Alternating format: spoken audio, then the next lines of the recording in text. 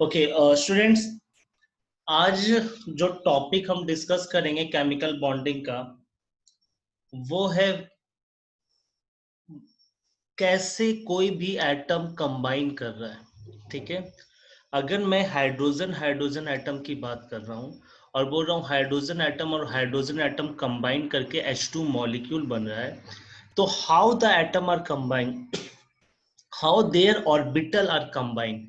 तो अब हम ऑर्बिटल के कॉम्बिनेशन की बात कर रहे हैं।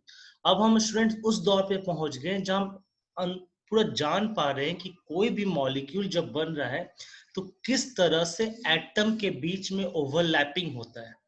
तो ये है प्योर आपके केमिस्ट्री केमिकल बॉन्डिंग का इंपॉर्टेंट चैप्टर है, इंपॉर्टेंट टॉपिक है, जो इंटरनली आप जान पा रहे हो कि कैसे एटम कंबाइन करके मॉलिक्यूल बन रहा है। ठीक है, so the topic is modern concept of chemical bond. इसको हम वैलेंस बैंड थ्योरी भी बोलते हैं, वीबीटी शॉर्ट में। ठीक है, ओके।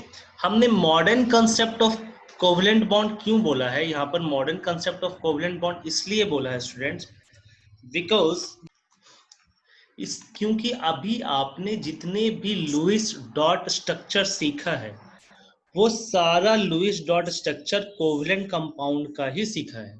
ठीक है, आई रिपीट, जितना भी आपने लुईस डॉट स्ट्रक्चर बनाया है, H2O NH3 CH4, ये सारे स्ट्रक्चर कोवलेंट बॉन्ड के ही थे। कोई भी आयनिक कंपाउंड का हम लुईस डॉट स्ट्रक्चर नहीं बनाते, हम ऑलवेज कोवलेंट बॉन्ड का ही बनाते हैं लुईस डॉट स्ट्रक्चर। बट वहां से हमें ये नहीं पता चल पाता है कि कौन सी ऑर्बिटल कैसे कंबाइन हो रही है। जैसे H2O में हाइड्रोजन और ऑक्सीजन के कौन से ऑर्बिटल कंबाइन हो रही है, ये इसकी डिटेल जानकारी नहीं है। तो यहाँ आपको पता चलेगा एग्जैक्ट कि कैसे कोवलेंट बॉन्ड बन रहा है। That's why it is called modern concept of covalent bond. तो let's discuss their points, one by one point discuss करते हैं, समझते हैं। अब देखो क्या है, जैसे एक एक पॉइंट हम डिस्कस करने वाले। फर्स्ट पॉइंट क्या है?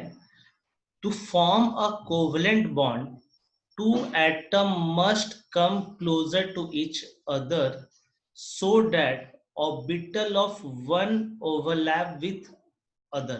मतलब क्या हुआ कि अगर कोवलेंट बॉन्ड बनाना है तो दो एटम को क्लोज आना पड़ेगा। डेफिनेटली आपको पता है due to the force of attraction close आएगा, and their orbital are overlap with each other, दोनों एक दूसरे से ओवरलैप करेगा। तो स्टूडेंट्स ये जो हम बताते थे ना, ये है overlapping.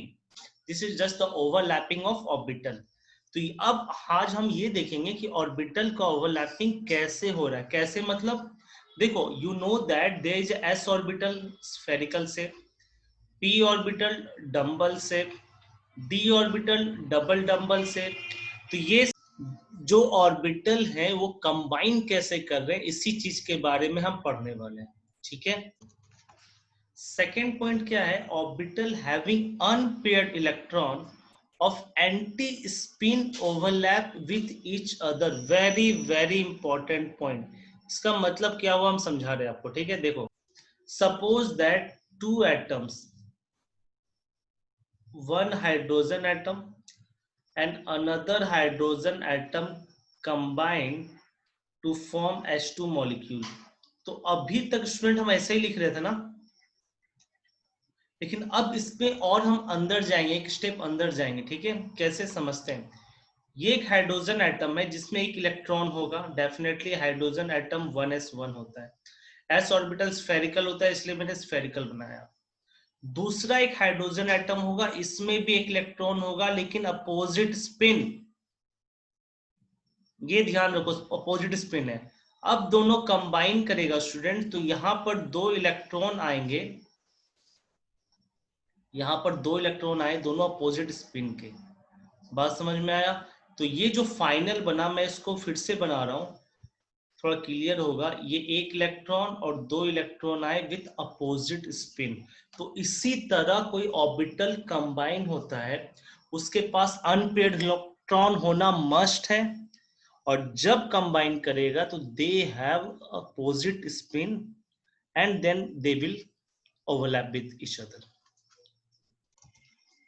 After overlapping, a new localized bond orbital is formed which has maximum probability to find the electron. इसका मतलब क्या हुआ, देखो अगर मान ले एक s ऑर्बिटल है, उसमें एक इलेक्ट्रॉन है, तो एक इलेक्ट्रॉन वो कहाँ घूम रहा है कुछ पता नहीं. एक और s ऑर्बिटल था हाइड्रोजन का, उसमें भी एक इलेक्ट्रॉन है, वो भी घूमते ही जा रहा था.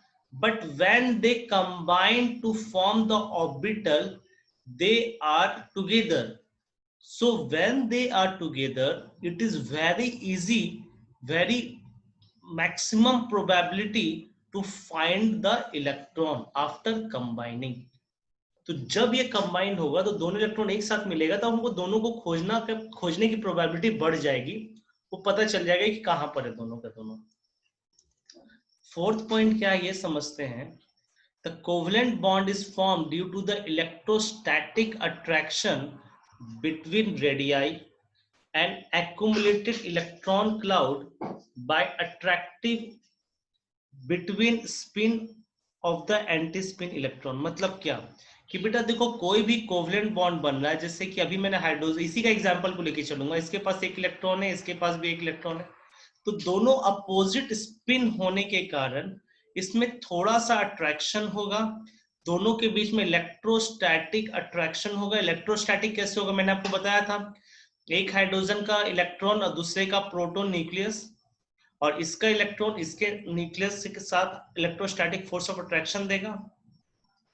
एक्युमुलेटेड इलेक्ट्रॉन क्लाउड होगा. एक्युमुलेटेड मतलब दोनों इलेक्ट्रॉन एक जगह पर जमा होगा और ये फॉर्म करेगा अपोजिट स्पिन मिला करके कोवलेंट बॉन्ड. तो ये थे 4 पॉइंट जो आपको ये बताएंगे कि कोवलेंट बॉन्ड बन कैसे रहा है. फिफ्थ पॉइंट में हम क्या डिस्कस कर रहे हैं, देखो कोई कोवलेंट बॉन्ड बन रहा है, सपोज दैट हाइड्रोजन और हाइड्रोजन के बीच में, और एक मैं मान ली कोवलेंट बॉन्ड बना रहा हूं, सपोज दैट फ्लोरीन और फ्लोरीन के बीच में. ठीक है, बॉन्ड कैसा बनेगा हम उसका डायग्राम बाद में बताएंगे, बट ये दोनों आपस में बना रहा है. ठीक है, बॉन्ड. ओके, तो कौन ज्यादा स्ट्रॉन्ग बॉन्ड है, फ्लोरीन फ्लोरीन या हाइड्रोजन हाइड्रोजन, तो हम इसकी बात करेंगे. अगर मान ली मैं क्लोरीन और क्लोरीन बना रहा हूं, ये भी ओवरलैपिंग कर रहा है, तो कौन सा ज्यादा स्ट्रॉन्ग कोवलेंट बॉन्ड है, तो इसकी नेक्स्ट चर्चा करेंगे. इसी से ऑब्जेक्टिव क्वेश्चन आता है. ग्रेटर इज द ओवरलैपिंग, मतलब बॉन्ड जितना ज्यादा ओवरलैप करेगा उतना ज्यादा स्ट्रॉन्ग बॉन्ड बनेगा और उतना छोटा बनेगा बॉन्ड. जैसे देखो बेटा, अगर मैं ये दो ओवरलैपिंग कराया हूं, ठीक है, इसका सेंटर ये, इसका सेंटर ये, तो ये इसका बॉन्ड लेंथ हो गया. ठीक है, और यहाँ पर इसका सेंटर ये और इसका सेंटर ये, तो यहाँ पर ये बॉन्ड लेंथ हो गया, तो बड़ा ये है ना, तो जितना ज्यादा ओवरलैपिंग होगा बॉन्ड लेंथ उतना स्मॉलर होगा एंड उतना ज्यादा अट्रैक्शन होगा, और उसको तोड़ने के लिए उतनी ज्यादा एनर्जी लगेगी, मोर will be the bond energy, और उस बॉन्ड की स्टेबिलिटी उतनी ज्यादा होगी. मतलब जितना अच्छा से ओवरलैपिंग किया उतना अच्छा बॉन्डिंग होगा, उतना छोटा बॉन्ड लेंथ होगा, एनर्जी ज्यादा लगेगी तोड़ने के लिए, अट्रैक्शन ज्यादा होगा.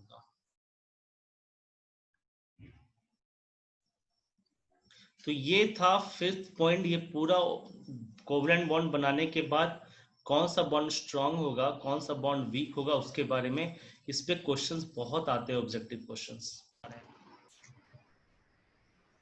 देखो ओवरलैपिंग जितना ज्यादा होगा, जितना ज्यादा एटम के बीच में ओवरलैपिंग होगा, देखो इसका ओवरलैपिंग मैंने बहुत कम किया है, इसका ओवरलैपिंग मैंने और भी कम किया है, इसका ओवरलैपिंग बहुत ज्यादा किया है, तो ये ओवरलैपिंग किस पे डिपेंड करता है, हम इसकी बात कर रहे हैं कि ओवरलैपिंग तो आप बहुत बता रहे हो सर, लेकिन डिपेंड किस पे करेगा, तो बेटा ये डिपेंड करेगा नेचर ऑफ ऑर्बिटल, कौन सा ऑर्बिटल रिएक्शन में पार्टिसिपेट कर रहा है.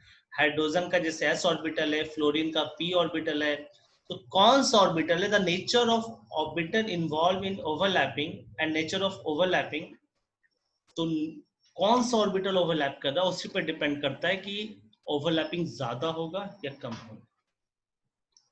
Seventh point is more closer the valence shell are to the nucleus more will be the overlapping and bond energy ज्यादा होगा. देखो क्या बोल रहा है, कोई ऑर्बिटल है, ठीक है, ओके, अगर इस ऑर्बिटल का इलेक्ट्रॉन न्यूक्लियस से नजदीक है और एक ये ऑर्बिटल है, इसका इलेक्ट्रॉन न्यूक्लियस से दूर है।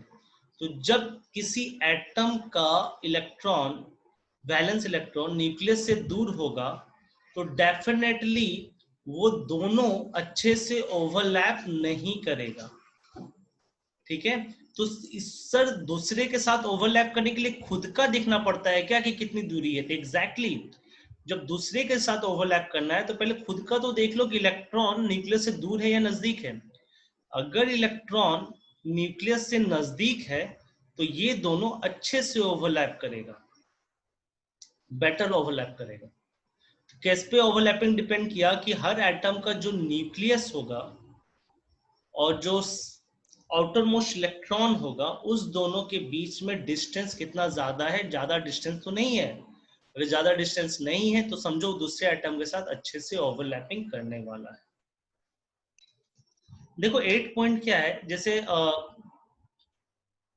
तो एग्जैक्टली जितना छोटा एटम होगा उतना अच्छे से ओवरलैपिंग करेगा। ये फैक्ट हो गया कि जितना छोटा एटम होने वाला है उतना अच्छा से ओवरलैप करेगा। मतलब अगर 1s का ओवरलैपिंग करे और 2s का ओवरलैपिंग करे तो अच्छे से कौन ओवरलैप करेगा? 1s 2s बेकार करेगा, 3s और भी बेकार ओवरलैपिंग करेगा। तो ओवरलैपिंग सबसे ज्यादा इसका 1s का हो जाएगा, देन 2s का, देन 3s। अब देखो क्या बात करते हैं, अगर हम अलग अलग ऑर्बिटल की ओवरलैपिंग की बात करें तो ठीक, तो between two subshell of same energy level the subshell more directional concentrated so the more overlapping. मतलब क्या डायरेक्शनल कंसंट्रेटेड का मतलब क्या? देखो you know that s orbital has no direction। s orbital का कोई डायरेक्शन नहीं होता क्योंकि ये स्फीयर होता है, इसका कोई डायरेक्शन नहीं है। इसमें x y z तीनों एक्सिस डिफाइंड है। You also know that p orbital has direction। How? It have px, it has py and it have pz। कोई भी डायरेक्शन होता है। ठीक, तो अब मेरा कंसेप्ट क्या है समझना, वेरी वेरी इंपॉर्टेंट कंसेप्ट। जिस ऑर्बिटल का जितना अच्छा डायरेक्शन डिफाइन होगा, जिस ऑर्बिटल का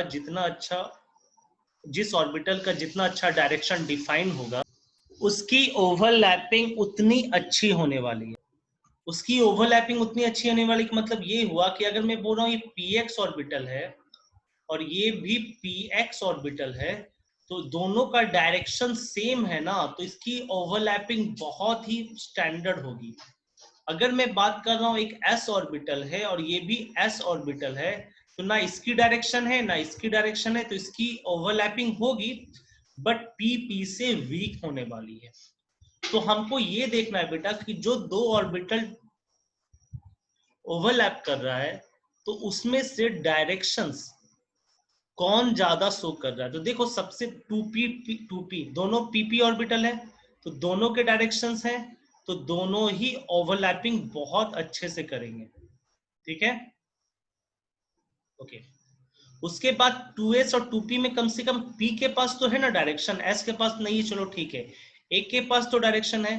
तो 2p से थोड़ा सा पुअर होगा 2s 2p, और 2s की ओवरलैपिंग सबसे बेकार होगी क्योंकि दोनों में से किसी के पास डायरेक्शन नहीं है। तो जितना अच्छा डायरेक्शंस होगा मैं बता रहा हूं उतनी अच्छी ओवरलैपिंग होगी, उतना अच्छा ओवरलैपिंग होगा उतना स्ट्रॉन्ग बॉन्ड होगा, उतना छोटा बॉन्ड लेंथ होगा उतनी बॉन्ड एनर्जी ज्यादा होगी, उतना ज्यादा स्टेबल बॉन्ड होगा। 9th पॉइंट, ठीक है, क्या है? The s orbital are spherically symmetrical and thus how only head on overlapping। head on overlapping का मतलब क्या हुआ? ये सिंपल ओवरलैपिंग करेगा but the p orbital are directionally concentrated। directionally concentrated मतलब अभी बताया कि उसके पास px py pz डायरेक्शंस है तो उसको बोलते हैं directionally concentrated. thus so the either head on overlapping और lateral overlapping। Head overlapping lateral overlapping क्या होता है हम आपको जस्ट बता रहे, समझने की कोशिश करेंगे। ठीक है, देखो बेटा आपने सुना है सिग्मा बॉन्ड पाई बॉन्ड, ये सुना है क्या? जैसे क्या मैं बोल रहा हूं समझिएगा, जब कोई ऑर्बिटल हेड और हेड बोला गया मतलब सीधा जाके करके ओवरलैपिंग कर रहा है। जैसे देखो ये और ये, इसको हम बोलते हैं हेड हेड ओवरलैपिंग। लेटरल क्या होता है बेटा, देखो ये पी ऑर्बिटल इस तरह से भी हो सकता है ना, ठीक है। ओके, अब समझो, मैं आपको बता दूं, देखो पी ऑर्बिटल का इसको हम क्या बोलते थे, लोब्स, याद आ रहा है, लोब्स, ठीक है। तो जब दोनों लोब्स कंबाइन करेगा आपस में, दोनों लोब्स आपस में कंबाइन करेगा, ये भी लोब्स ये भी लोब्स, तो इसको हम बोलते हैं लैटरल ओवरलैपिंग। और जब एक एक लोब्स कंबाइन करेगा तो इसको हम बोलते हैं हेड ओवरलैपिंग।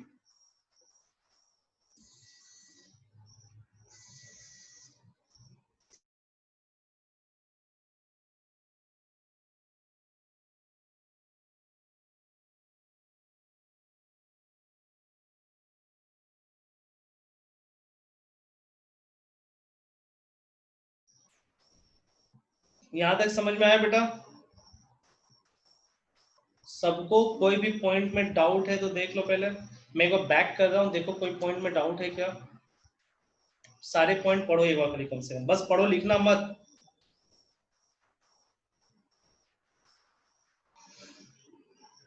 सिर्फ पढ़ना है, 2 मिनट दे रहा हूं पढ़ने के लिए।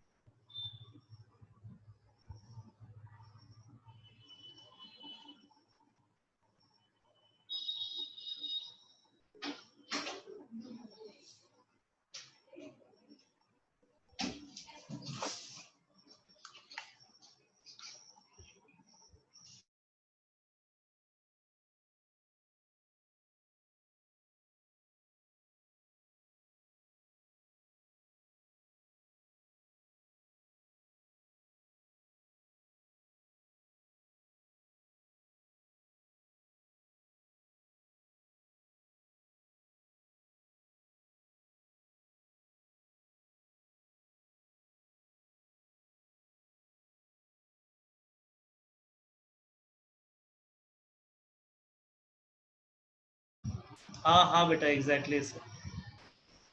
हाँ, लेटरल में एक साथ दो बॉन्ड, अरे बाप रे, तुझे एकदम क्या बात बोली है। ये आपने एक स्टेप आगे पढ़ा, मैं अभी बताने वाला था कि लेटरल में एक साथ दो बॉन्ड बनेंगे, यही चीज आपने बोला, करेक्ट, गुड। 7 पॉइंट समझाना एक बच्चे को, ठीक है। और कोई पॉइंट में डाउट है क्या?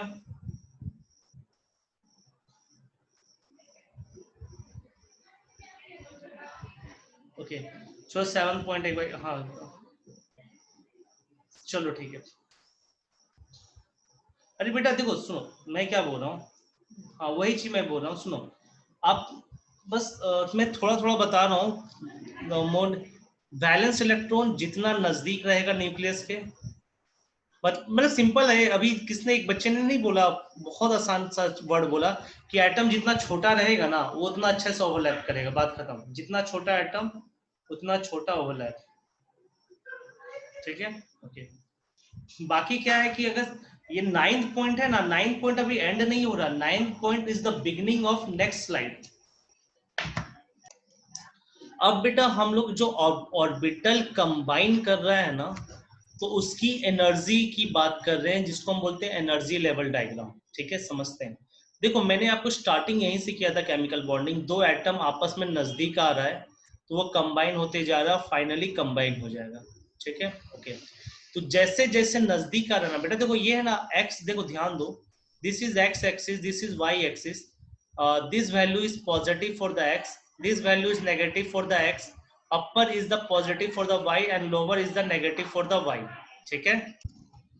तो जब हम लोग इसको माने हैं जीरो, ठीक है, ये क्या है जीरो, तो दिस इज पॉइंट बेटा जीरो, ठीक है, ये जीरो, तो इसके नीचे है नेगेटिव, इसके ऊपर है पॉजिटिव, ठीक, समझते जाएंगे, एनर्जी लेवल डायग्राम बहुत इंपॉर्टेंट है। जैसे जैसे एटम नजदीक आ रहा है, आप देखो ग्राफ नीचे से स्टार्ट हो रहा है और नीचे ही जा रहा है। तो नीचे जाने का मतलब, नीचे जाने का मतलब क्या हो रहा है, ये एनर्जी रिलीज हो रहा है, रिलीज हो रहा है, रिलीज हो रहा है, नेगेटिव आ रहा है, नेगेटिव आ रहा है, नेगेटिव आ रहा है। और एक बार जब एटम कंबाइन होके मॉलिक्यूल बन गया, तो जितनी एनर्जी रिलीज करनी है उतना कर देगा। और इस एनर्जी को हम बोलते हैं लैटिस एनर्जी भी बोलते हैं, कहीं कहीं पर इसी को हम पोटेंशियल एनर्जी भी बोलते हैं।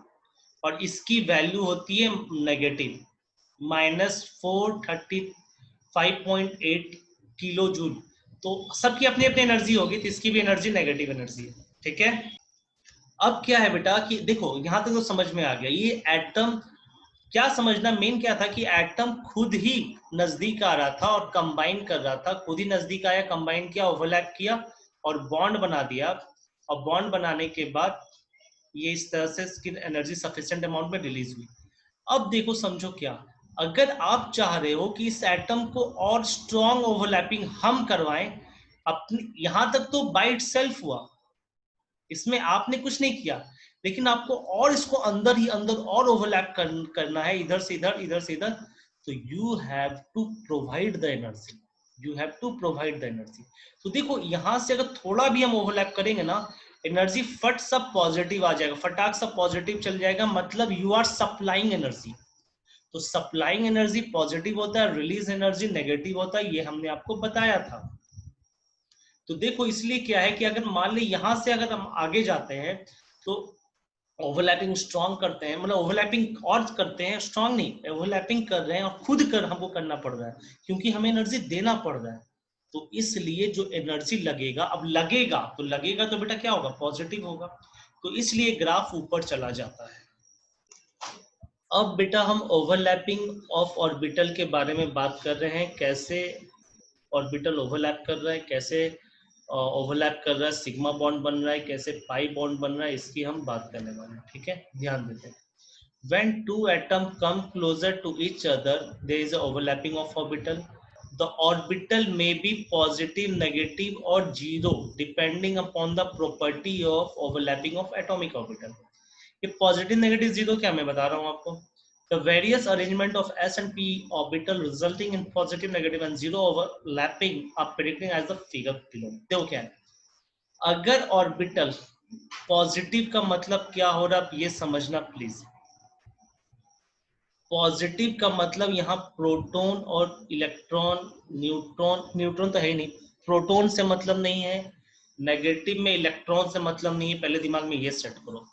Positive doesn't mean proton, negative doesn't mean electron. ठीक है, ओके। नाउ अब ये समझिएगा, एटम आपका कंबाइन कर रहा है, ठीक है, एटम कंबाइन कर रहा है, ओके। तो देखो पॉजिटिव का मतलब ये हो रहा है बेटा, same same direction. Same same direction का मतलब क्या हुआ, ये ज्यादा अच्छा पी में समझ में आएगा। कैसे, देखो बेटा, एक px दूसरा px से कंबाइन करेगा, ठीक है। अब देखो हर px ऑर्बिटल का ये लोब से, दो लोब से, 1 2, ये px का दो लोब से, ठीक है। अब देखो क्या है, थोड़ा विजुअलाइज करना, ये ऑर्बिटल और ये लोब्स के बारे में बात कर रहे हैं, ठीक है। कि ये पॉजिटिव का मतलब ये हुआ कि अगर मैं बात कर रहा हूं ये p ऑर्बिटल पॉजिटिव है और ये पॉजिटिव है, मतलब ये समझो ये जिस डायरेक्शन में मूव करेगा ये भी उसी डायरेक्शन में मूव करेगा, तो ये ओवरलैप कर जाएगा। लेकिन अगर मैं बात कर रहा हूं एक पॉजिटिव हो रहा है और एक नेगेटिव लोब्स हो रहा है, तो एक जिस डायरेक्शन में मूव करेगा दूसरा उसके अपोजिट डायरेक्शन में मूव करेगा, तो ओवरलैप नहीं होगा। यही होता है पॉजिटिव नेगेटिव का गेम, ठीक। जब पॉजिटिव पॉजिटिव ओवरलैप करता है तो इसकी एनर्जी कम होती है। कौन सी एनर्जी, पोटेंशियल एनर्जी। जब पॉजिटिव नेगेटिव ओवरलैप करता है तो होता तो है, बट इसकी पोटेंशियल एनर्जी ज्यादा होती है। तो जिसकी पोटेंशियल एनर्जी ज्यादा होगा वो अनस्टेबल होगा, जिसकी पोटेंशियल एनर्जी कम होगी वो ज्यादा स्टेबल होगा। दैट्स वाई पॉजिटिव पॉजिटिव एक साथ करेगा, इवन नेगेटिव नेगेटिव एक साथ करेगा। देखो ये पॉजिटिव है, ये नेगेटिव है, ये पॉजिटिव है, नेगेटिव है, ये दोनों नेगेटिव कंबाइन कर जाएगा। तो यही मैं पॉजिटिव और नेगेटिव बता रहा हूँ। यहाँ कोई भी चार्ज से मतलब नहीं है, एक तरह से रोटेशन से मतलब है कि कैसे वो ओवरलैप कर रहा है।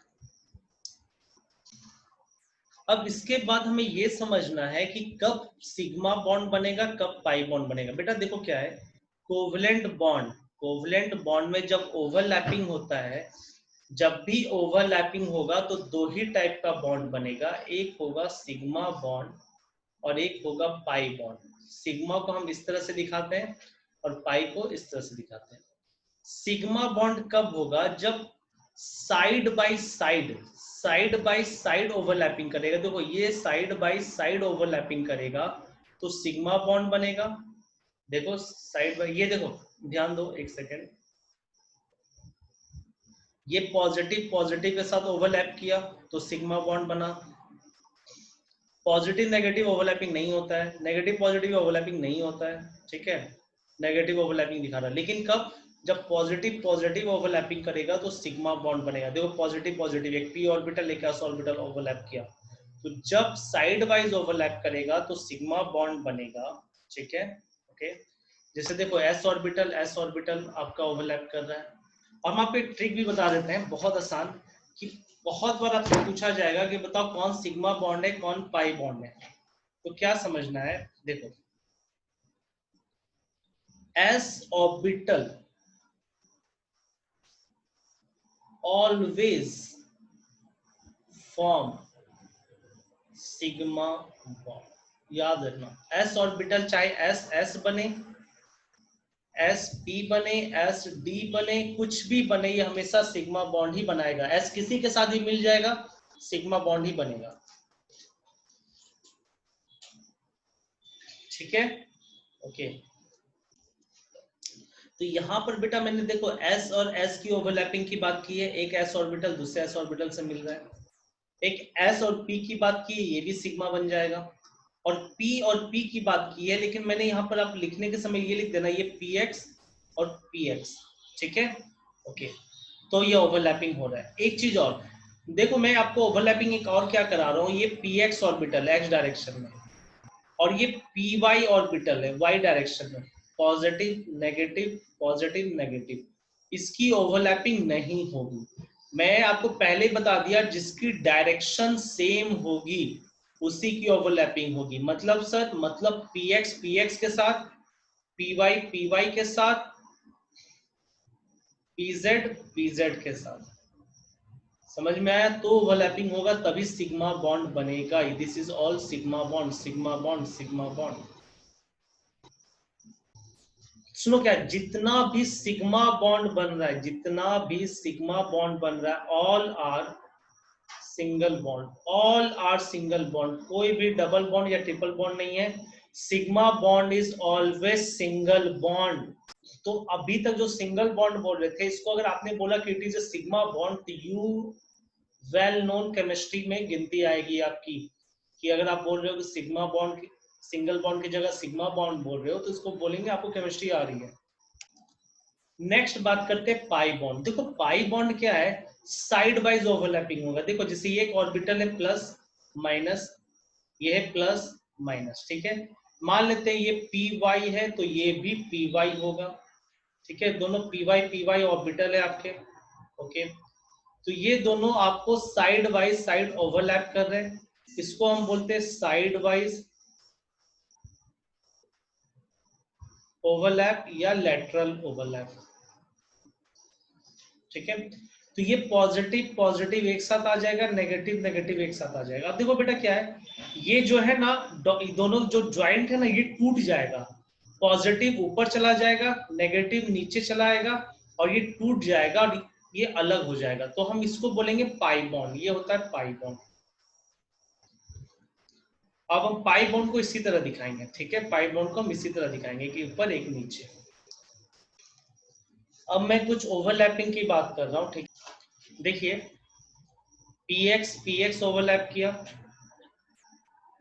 पीएक्स ओवरलैप, देखो ये है पॉजिटिव ओवरलैप, ये है नेगेटिव ओवरलैप, बॉन्ड नहीं बनेगा, एनर्जी ज्यादा होगी, unstable, stable, positive positive P Y overlap किया, स्टेबल, पॉजिटिव नेगेटिव किया, अनस्टेबल। तो ये पॉजिटिव और नेगेटिव का ओवरलैपिंग दिखा रहा है, कौन स्टेबल है कौन अनस्टेबल है। अब कुछ मैंने वो दिया जिसमें ओवरलैपिंग होगा ही नहीं, ठीक है, जैसे एस और पी का, ठीक है, ये ओवरलैपिंग नहीं हो रहा है। P X P Y overlapping होगा नहीं, भले पॉजिटिव पॉजिटिव क्यों ना मिल जाए, अभी मैंने बताया डायरेक्शन सेम रहेगा तो नहीं होगा, ठीक है। ये पॉजिटिव यहां ले आया, अगर ये ऐसा होता बेटा पी एक्स, देखो इसका मतलब क्या हुआ, ये इसका मतलब हुआ एक तरह से लैटरल ओवरलैपिंग। लेकिन मैंने आपको जस्ट अभी बताया है कि जो भी एस ऑर्बिटल होगा वो सिग्मा बॉन्ड बनाएगा, तो इसको अगर ओवरलैपिंग कराना भी था तो ये कुछ ऐसा कराता, देखो ये माइनस ये प्लस और ओ को ऐसे लाता, एस ऑर्बिटल को ऐसे लाता, तो ये सिग्मा बॉन्ड बन सकता था। ये साइड वाइज ओवरलैपिंग कभी नहीं बनता है। तो ये बेटा पूरा आपका है ना कोवलेंट बॉन्ड की ओवरलैपिंग खत्म हो गई है। बहुत इंपॉर्टेंट नोट्स था आज का, बहुत इंपॉर्टेंट लेक्चर था, अगर इसको आप अच्छे से देख लो तो आपकी पूरी कोवलेंट की ओवरलैपिंग खत्म हो जाएगी। उससे रिलेटेड ये मैंने कुछ क्वेश्चंस डाले हैं, ये क्वेश्चंस आप लिख लो, इसको सॉल्व कर लो, इसके सॉल्यूशंस को मैं नेक्स्ट क्लास में डिस्कस करूंगा और आपका जो ओवरलैपिंग कंसेप्ट है पूरी तरह खत्म हो जाएगा। Okay, thank you and take care, bye bye.